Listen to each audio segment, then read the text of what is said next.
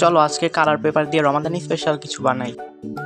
ফার্স্টে আমি পেপারটা সাইজ অনুযায়ী কাট করে নিয়েছি, তারপরে এগুলাকে রোল করে কি বলে এগুলারে, তোমরা প্যাটার্নটা দেখলেই বুঝতে পারবা।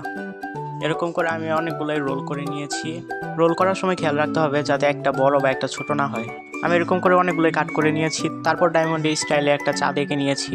চাঁদের একটা লাইন অনুযায়ী আমি রোলগুলোকে কাট করে নিয়েছি, তারপর একটার সাথে একটা জোড়া লাগিয়েছি।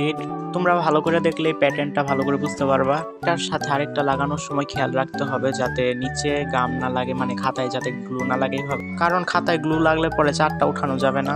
আমার বলার আর কিছু নাই, তোমরা ভিডিওটা দেখলে ভালো করে বুঝতে পারবা। আর সাবস্ক্রাইব করতে ভুলো না কিন্তু।